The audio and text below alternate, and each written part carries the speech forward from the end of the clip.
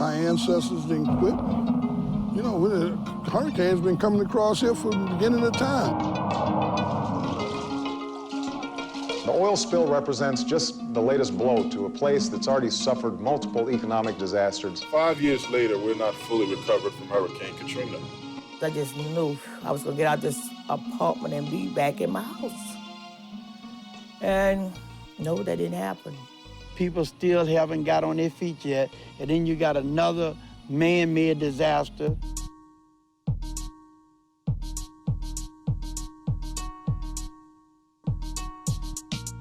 They didn't want this area to come back as it was.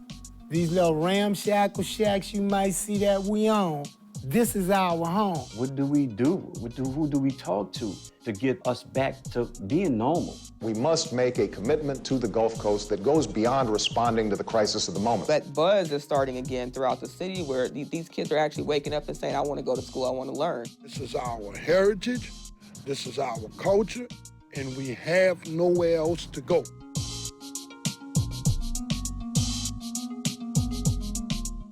Hello, everyone. I'm Journey Smollett. And depending on where you are, well, life here can appear as though it has completely rebounded from the natural disaster that struck the Gulf Coast 5 years ago. But if you travel into the city's parishes and wards, you will see a very different city, one that appears as if the hurricane hit just yesterday. You see, this is a place which is part of my heritage. It's a place where my mom, my aunt, uncles, and cousins grew up, a city I love. And I remember visits with my mom when she would bring me back here to see family and friends, and they would tell me stories about life in New Orleans. And I also remember the day the levees broke and witnessing the devastation of the flood on the news. And shortly after, I remember my mom desperately trying to reach my aunt and searching for 3 months to find my uncle. You see, New Orleans is a city that is very resilient. It's a city rich in heritage, a heritage too deep to be washed away by a hurricane or an oil spill. I've spoke with a fisherman. He said, I've never seen as many grown men cry. First thing you heard, SBA was coming out here and saved the fishermen, didn't you? Do you know SBA do not lend oyster fishermen money? It's against the law. Community leader Byron Oncalade owns over 1,000 oyster beds in the fishing village where his family has lived and worked for 3 generations. This self-sufficient community is now in jeopardy. Guy asked me one time who was responsible, federal government, BP, state government, EPA. And I said, you know, you forgot one block. Check the block that says all of the above. We don't believe in there's such thing as post-Katrina. We're saying we never got out of Katrina yet.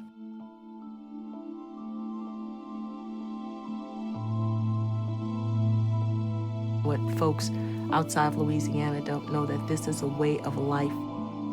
We're a fishing community, and it's something that, you know, often they've asked the question, how long you've been doing it? You don't ever remember a time in your life that you weren't doing it. You grew up into this. This is just not a job. It's a way of life, it's a food source, and a lot of times that value is not on paper.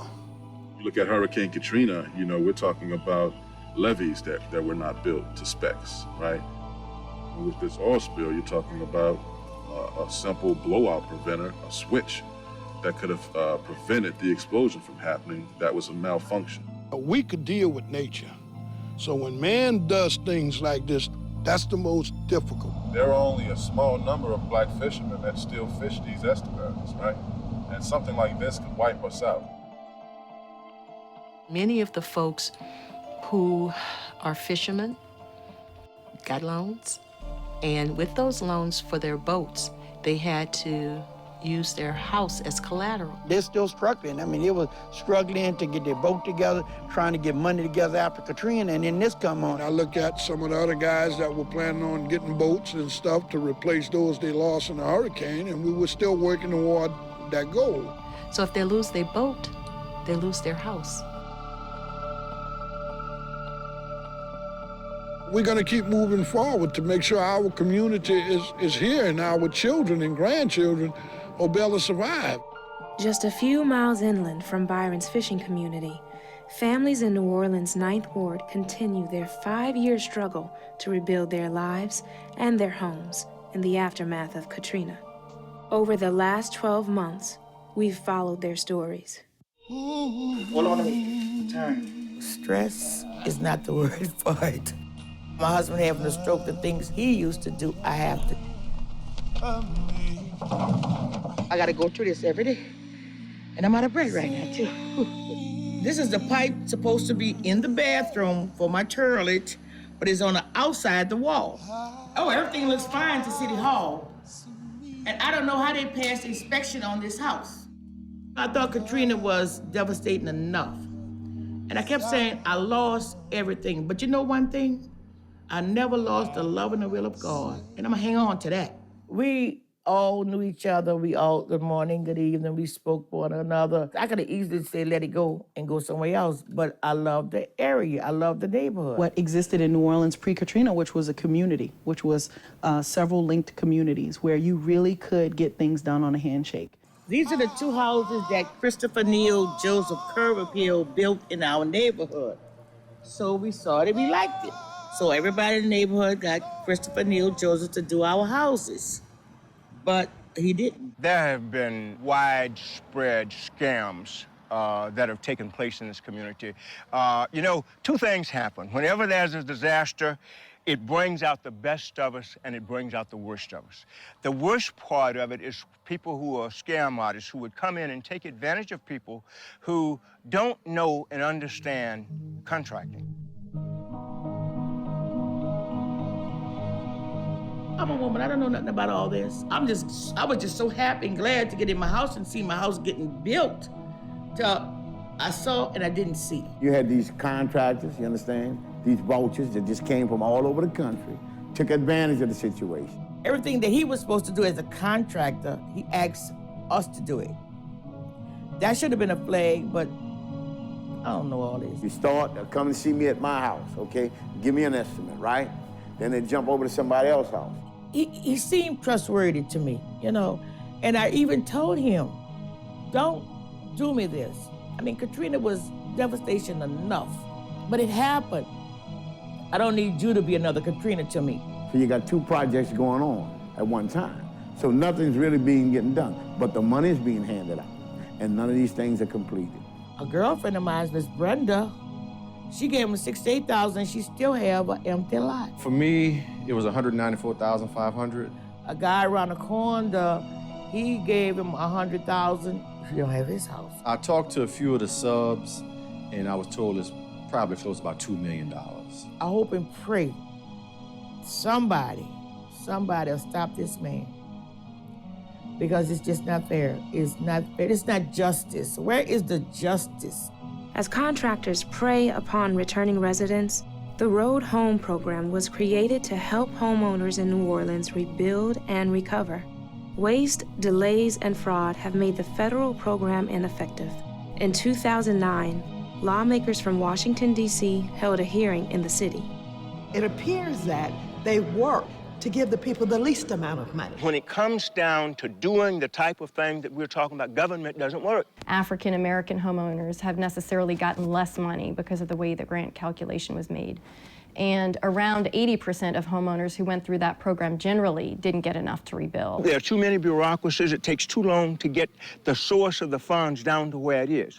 And we have people who got checks for, $150 or a couple of $1,000. We could have given everyone $150,000 in a Fendi briefcase, who had a flooded out home and not had to go through this process and procedure.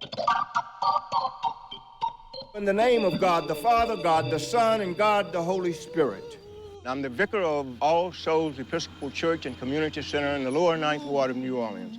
The absolutely best place in the world for an old man with lots of energy and love and desire in his soul to be. We are helping people to rebuild their homes and their lives. I met my pastor about a year ago, and he told me, he said, you'll get back in your house. You'll get back in your house. I'll see to that. by the grace of God, tomorrow she's going to be moving her things in. Took me 4 years to get back in here. We still got all that stuff then. The other thing that we do is we get lots of volunteers. Kids and adults come into this community in droves from all over the country. Members of the faith communities, predominantly, and the colleges and universities come into this community to help us rebuild. How you feel today? Feel great, man. It's been a long time getting Miss Janetta back into her house. It's cool to actually see it happen. We're spending all this money on, bombs, on guns, when, we need houses built, we need schools built, we need grocery stores built. I'm pretty much loving, the rebuilding, coming out here helping Miss Jeanette with moving her furniture to a new house. Love your neighbor as yourself. And when we love our neighbors as ourselves, those who are different from us, those who are poor, those who come from different backgrounds, but when we love them, when we support them, when we give of ourselves to them, love can change the world. And it changes people. And the first meal gonna be on my stove. There's gonna be a big pot of gumbo. And I'm gonna serve that to my people because I make good gumbo. And what did they tell us? Nothing would ever come back in the lower ninth ward? What good could come out the lower ninth ward? Well, I'm here to tell you today, believe in the dream and it'll happen.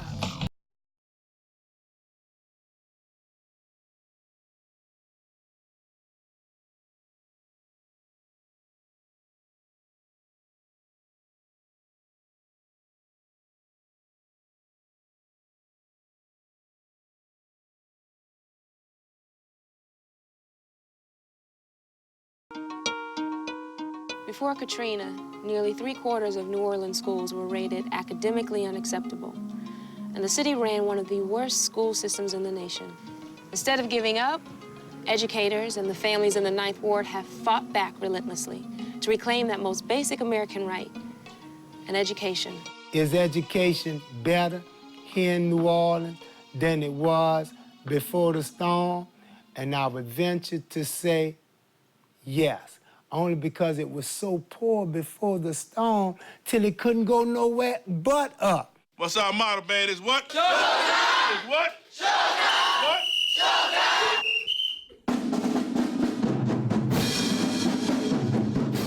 time! Dr. Martin Luther King Charter School is a school composed of technology. Our goal is to reach each child at every grade level. Before the storm, we were not a failing school. We were a school that was turning out children who can make a contribution. So as I looked at the news and said I had to come back home, the first thing I did was call my principal. This is home for me, the Lower Ninth Ward. I was educated in the Lower Ninth Ward. I taught in the Lower Ninth Ward after college. Dr. Hicks had a vision, and she was determined to open the school. The first word we got was, this school and nothing in the Lower Ninth Ward would ever come back. There was talk of maybe the Lower Ninth Ward turning into green space. Denying us a right to live in our home, telling us that the land was uninhabitable. On one plan, I didn't see King coming back at all. So when they told us we couldn't come back, we said we are coming back. There are 2 8s in 1/4, right? Yes. So that's what we put. 2. 3 times 9 is 27. I put my 7 and carry my 2. We thought everybody would just welcome us with open arms. I mean, we had our charter, give us a school, we're ready to go. Well, that wasn't to be. They, the powers that be, the superintendent, the governor, the road home people, put so many obstacles in our way, but we were determined to have this school open. Common Ground, a group of kids, Caucasian kids and African Americans, came in and cleaned up the building when the city wouldn't clean it up. They did that under threat of being arrested.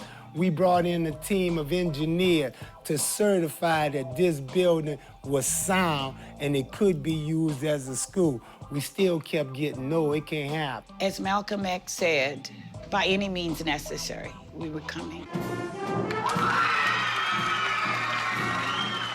The most important thing you can do for yourselves and for your community and for your country is to work hard in school. What impressed you the most about what the president said? What impressed you the most, Augustine? That you have to do your homework and get your education right. You have to do your homework and get your education.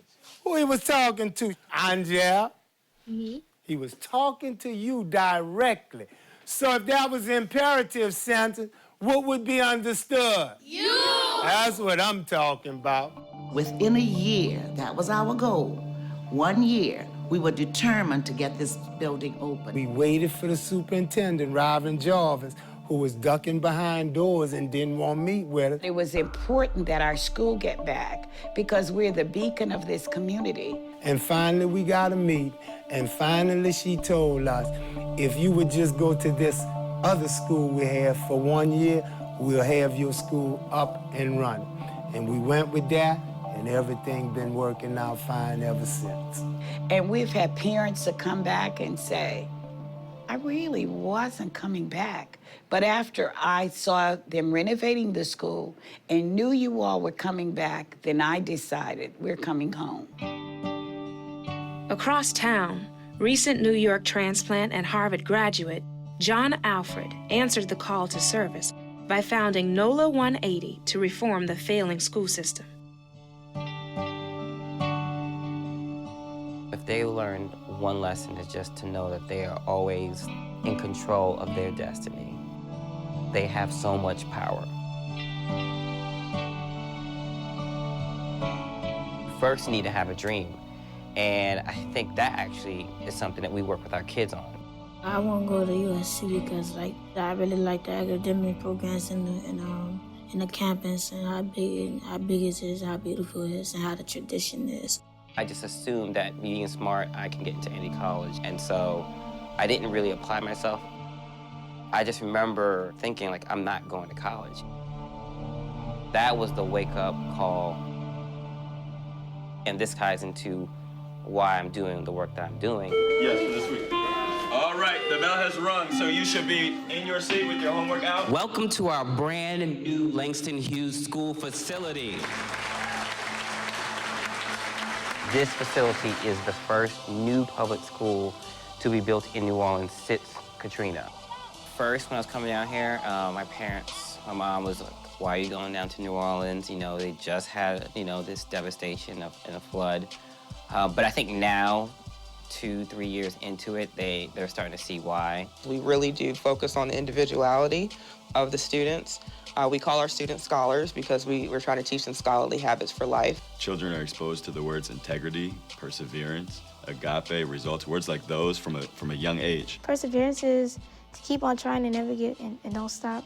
Integrity to me is doing the right thing when nobody's around. No one should have to grow up and, based on your zip code, based on your neighborhood, already be ruled out. I think that an urban school has to be a place where students feel safe at all times. A lot of our kids grow up in homes where there isn't an adult there for a long period of the day. They're the most resilient children I've ever met in my life, considering the things that some of them, you sit down and listen to their stories, and some of our kids were lifted off roofs. You go to some of their homes and some of their conditions, and they might be the only person on their street. I need to go to breakfast. They come here every day, and they're happy, and they want to be here, and they give you hugs. Good morning, Casey. Good morning, Shannon. Go straight to class. Good morning, Nellie. That kind of makes you remind yourself why you're here. You look great today. Everything is framed positively. Walk instead of don't run. Clean up means start cleaning up. Pens down means pens down. I shouldn't have to give you a personal invitation, okay? That's gonna start being demerit. Teachers are no longer going with that negative theme of language. This was our first time. Given that it was our first time, I'm not altogether unpleased. What they take back to their community is hope. This is their home, and we don't want our scholars to believe that New Orleans is a negative city. This is a beautiful city. Every day, the question I ask is are we doing enough? Am I doing enough? Am I making the right decisions? Am I making the decisions that are in the best interest of our students? Surprisingly, that's not always easy to answer. The sense that I'm getting now is people feel a change in the city. You feel the new schools that are coming in. You walk into a school like Langston Hughes, you walk into one of the KIPP schools in the area, and you feel a difference. We hope that by having a model of excellence, that will encourage other people and other schools to do well, and have a system where there's just nothing but high-performing schools. Obama, what you can do is create a process that includes the people on the ground in decision making. Until that happens, on a local level, until that happens, all we're dealing with is paying off big businesses, developers, and filling the pockets of this bureaucracy that have not been able to prove that they're committed to rebuilding New Orleans. You look at the 9th Ward, you look at the 7th Ward, you look at the 5th Ward, and all they look like is like they were bombed last week.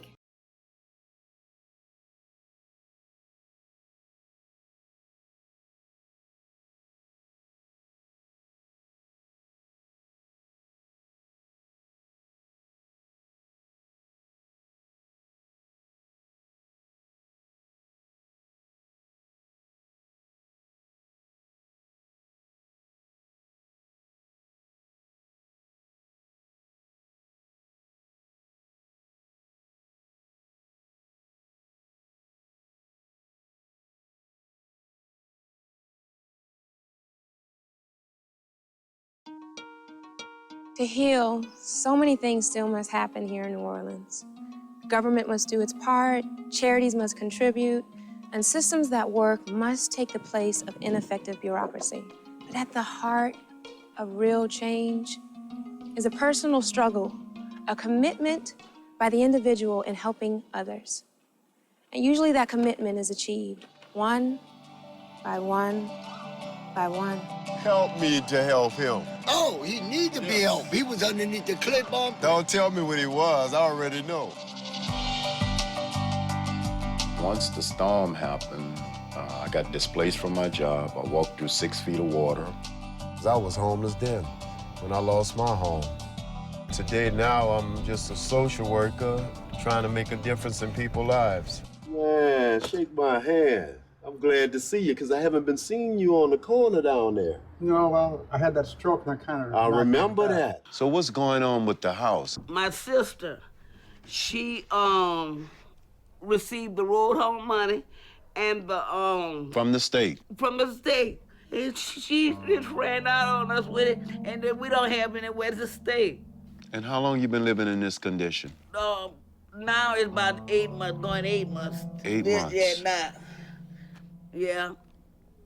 We've been here 37 years. 2 neighbors just left. 37 years? This year will be 37. 37 years. Yeah. But I feel more comfortable here. I understand. Because people look out for me here. So, you was my best bet. Yeah, I am going to be your best bet. You was my best bet, yeah. My faith just builds stronger and stronger, because I know one day it could happen to me. I don't care if I get run over by a car. I don't care. Oh, okay, wait a minute now. Are you feeling suicidal? No, but I don't care. Meeting them where they are, sit down and develop a trust factor, develop a conversation. But if I was on medication, I'd care. When you're on medication, you care? Right, because it Paul, puts a grip on the depression. do I need to come here and bring you in? Maybe. We have clients that just walk in the street now. I mean, clients that I had contact with prior to the storm at Charity Hospital when I was an employee over there. But today, their charity is not there. It is the largest and only hospital serving uninsured and underinsured people in this city. And right now, that equals the same group of people who were kicked out of their houses. It equals the same group of people whose schools aren't open. It's the same. So here we are with that same group of people again, with whom promises don't have to be kept. This hospital was not closed because of Katrina. It was closed because some people said, we know how we can get some more money out of the federal government. For them not to have a hospital, there's this big old bridge where you have to go across. And hey, they got to have some type of trauma unit here. I'm talking about quickly. The psychiatric unit had over 90-some beds, And that's where we treated patients who had paranoid schizophrenia and those type of diagnoses. And now we just don't have the space. Paul Taylor, I could have easily brought him to Charity Hospital to get treated. And once he get discharged, he can be linked to a mental health clinic. We canvassed this area a lot. We went through all these buildings right here. And here she come now with her wheelchair. This is how she gets up, back and forward, in and out the house. And she don't want no one to help her because she can do it on her own. And I admire that. Prior to the storm, you was working. I was working. This is the first time I have not worked in my life. When I was living on Pritchard, I paid $350. The property manager just jumped the rent from $350 to $1,200. I couldn't afford it. This is the closet, and this is our bedroom. Angel is the same thing. I met her out there near the New Orleans Mission, on the streets underneath the bridge. Serious mental All the illness. grass down. The grass used to be as tall as She's that. had major depression. She's been abused. Mental illness is different than having your appendix out. I mean, I can take your appendix out if you wanted me to. I can, anywhere, and then I can put you back together again, put you back on the street within 2 or 3 days, and you'll be back. That's different than having a mental illness. You just can't, I can't send you to Shreveport, Louisiana, take you and put you in an institution and then send you back. I really have to have all of the stuff with your community, your family. And it's just not your family. It's the entire community that we will have to integrate into your treatment. Oh, that's great. Y'all did painted over the graffiti? Last night. But I'd like to sing the homeless song. Would you ready for it? Oh, the people who are living in the cold, with no direction, no place to call their own. And how long you been off of medicine? Since Katrina. Since Katrina. I live in pain. I sleep in pain. I wake up in pain. Tell me about how you feel now, for it's mentally. Suicidal. Would you call me before you do anything like that? Okay.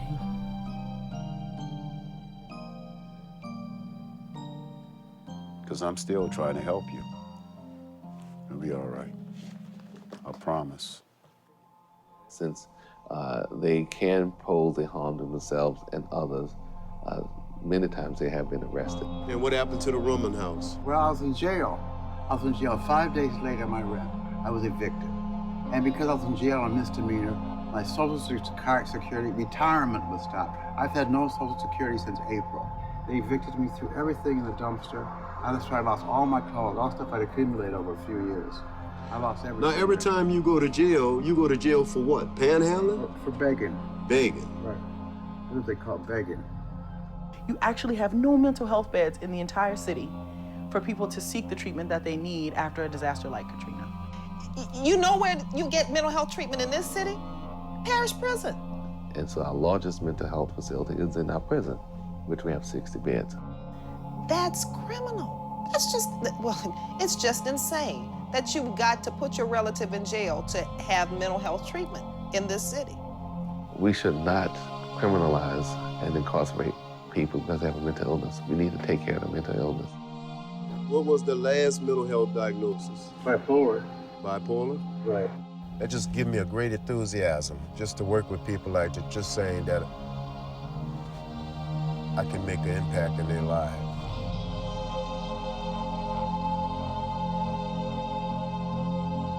I'm hearing, what the president's saying about this healthcare reform stuff, but to me personally, they need to come down here to this city. I mean, really come down here and see what's really going on. People need help down here, bad.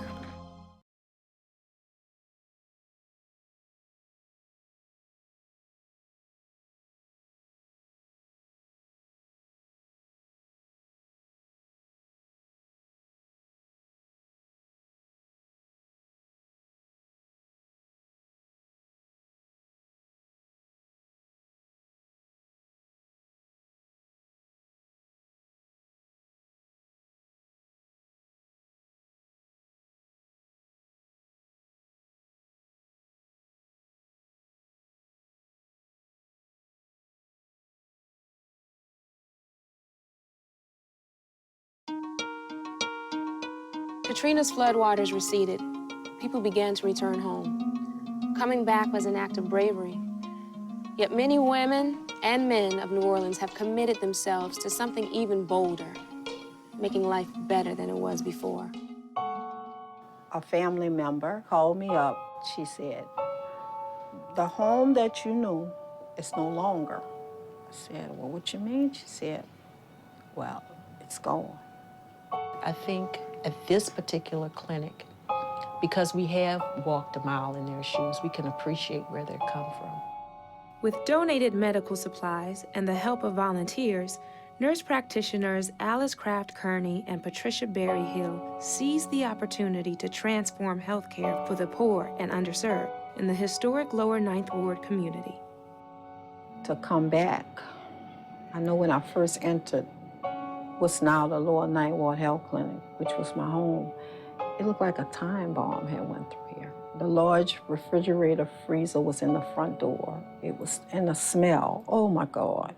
I tell people all the time, I said, you will never fully understand what the people of this community has gone through, how traumatized they were. When you're in nursing or any medical field, you have an obligation. If you're called to duty during any disaster, you have to respond. But you know, the human part of it is, what I'm gonna go home to? Pre-Katrina, everything was at the charity hospital. Post-Katrina, we had to think a little differently. We didn't have a charity hospital. What was different about the Lower Ninth Ward Health Clinic when it opened is that it had the great fortune of being opened in someone's former home.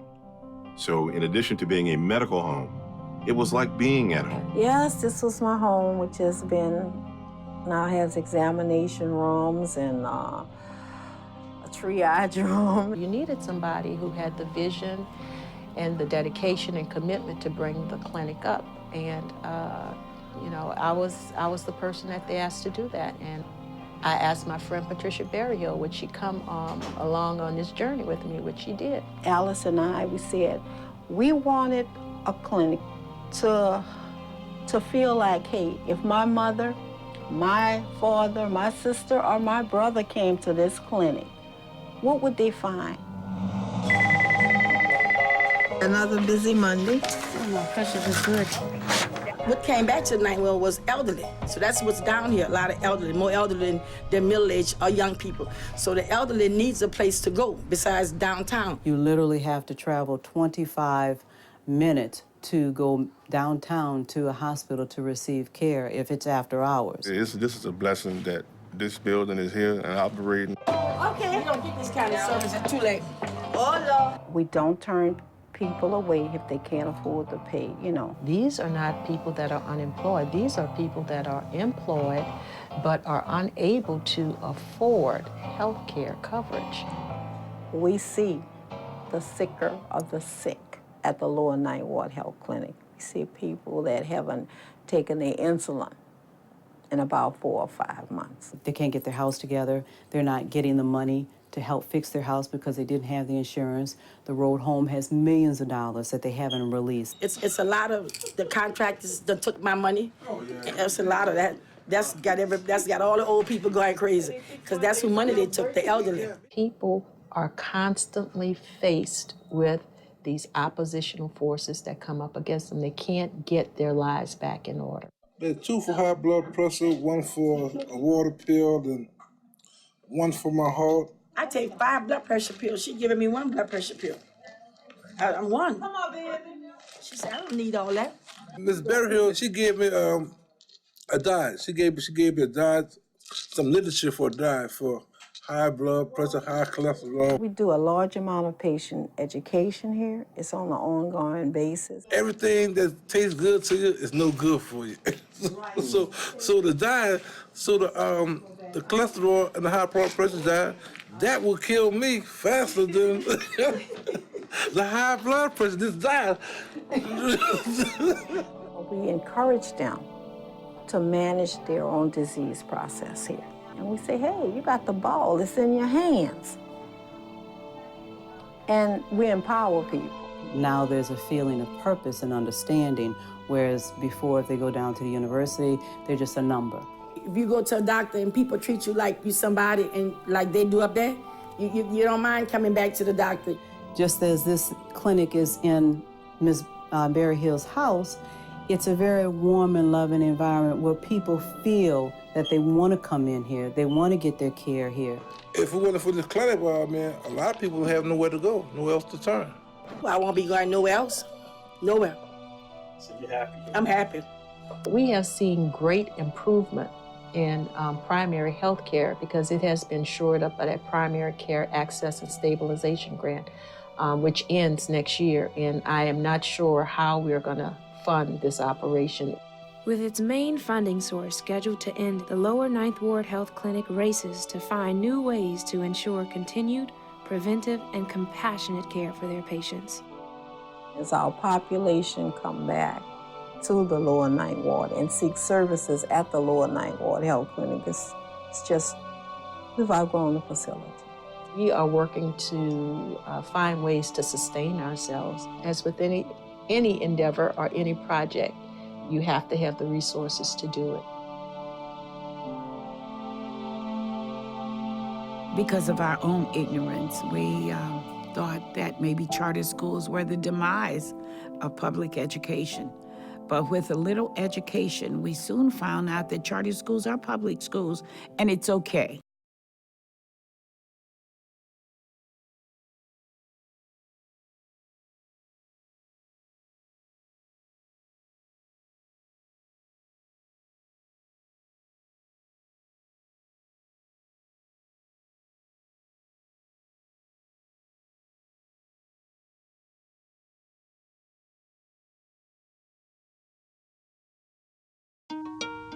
To look inside this magical city as we mark 5 years since Katrina struck land is to see so many different faces of New Orleans.